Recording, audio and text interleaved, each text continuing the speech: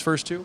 I like that we got better in parts of our game than the second game that we had talked about. Again, I said in our first game, being able to generate offense in terms of different styles, and those are two different style teams that we played.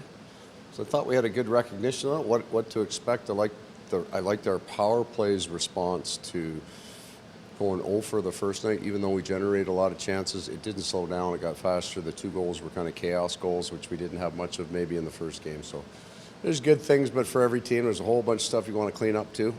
A lot of that now, with most NHL teams, is done on video because you just don't have the practice time or the grind that you want to put on your team in practice. So move pretty quick today and get ready for tomorrow. And in mentioning the power play, what have you liked the most on it? It does seem like even when you guys haven't scored, there's been a lot of positives. That we, I'm going to make sure I phrase this the right way. So as you get more mature with your power play, if you want, you can spend all your time on the outside. If you put 5 players that are that skilled, they can move the puck around the outside and control it for a minute and a half, but you're only getting 1 or 2 attempts at the net. Don't particularly care for that style. I think, and you've seen it in the playoff hockey, there is more chaos in power play goals. It's a broken play. It's a rebound that gets jumped on and re-attacked. I like the word we would use. I liked our cadence of it. I thought we attacked the net at the right time.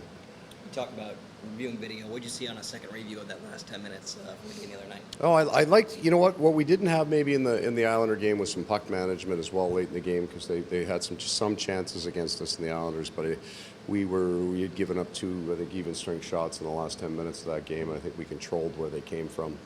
So but I thought a lot of it, it's structure, yeah, positioning, sure, but it's what we did with the puck. We didn't throw any away. So we played a smart 10 minutes.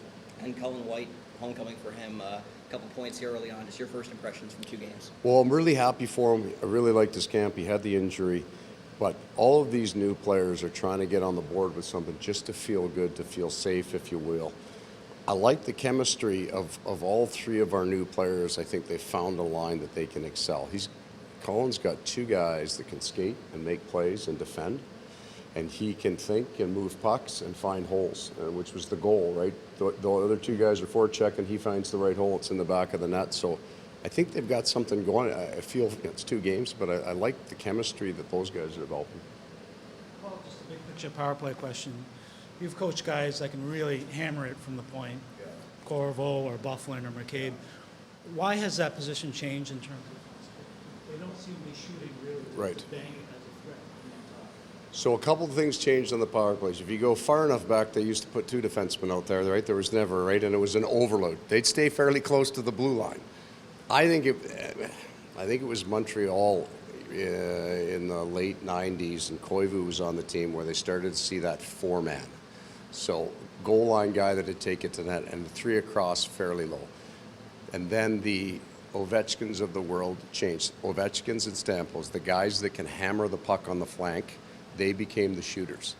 And you started to see, like, even the big number guys like Bufflin, when our power play ran 4th, you got Patrick Laine and you've got on the one side as the shooter. Their goal numbers go way down because they're just feeding those guys. So you're going to start to see a change in the kills start to happen again, where they're going to spend way more time worrying about the flanks. I think it's already starting to come, and the guy at the top is going to have to start shooting the puck more. So it's just the evolution of shooters. All of the great power play shooters are on the flanks right now, and they're pretty darn effective with it. But there's been a change over the last couple of years. I think when you look at the way Colorado killed against Tampa, with the Stamkos Kucherov connection, more of a diamond, more in shot lanes, kind of direct lane pressure, the guy at the top is going to have to start shooting the puck again.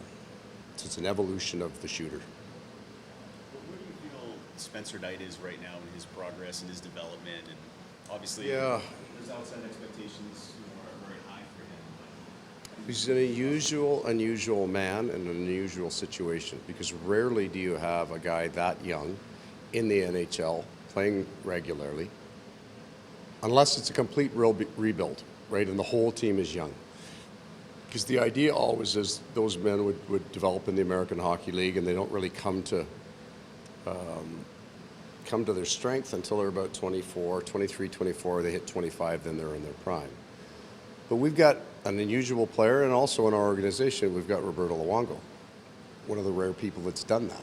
Come in as a young player, and he understands the position. So we feel with kind of that mentorship of Roberto, and Robbie Tallis has a great relationship, that we can get Spencer Knight enough games that he can actually continue to develop in the NHL with a good team in front of him. So that's kind of a unique situation. Managing the right number of games to keep him sharp, making sure he gets enough practice. I think as much of that has to do with him. He's a very mature man in terms of his physical development, his fitness levels, his ability to process games.